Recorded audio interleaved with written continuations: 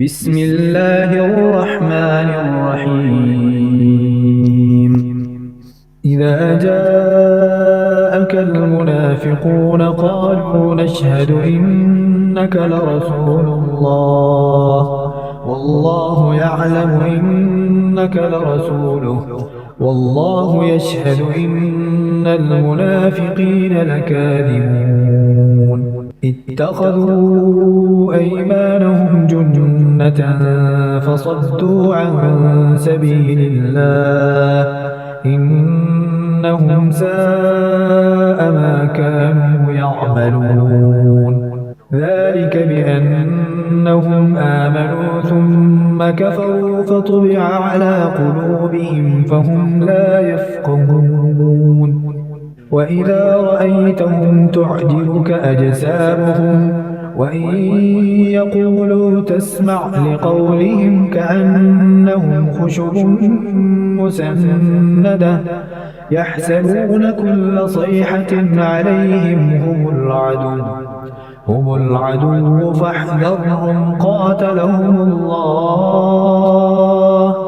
قاتلهم الله أنى يؤفكون. وإذا قيل لهم تعالوا يستغفر لكم رسول الله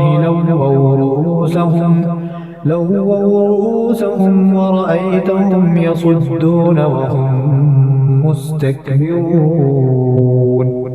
سواء عليهم أستغفرت لهم أم لم تستغفر لهم لن يغفر الله لهم إن الله لا يهدي القوم الفاسقين.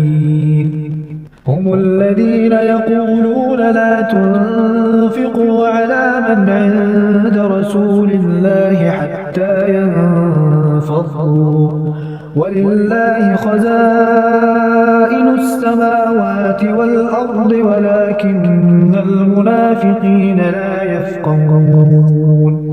يقولون لئن رجعنا إلى المدينة ليخرجن الأعز منها الأذل ولله العزة ولرسوله وللمؤمنين ولكن المنافقين لا يعلمون. يا أيها الذين آمنوا لا تلهكم أموالكم ولا أولادكم عن ذكر الله ومن يفعل ذلك فأولئك هم الخاسرون.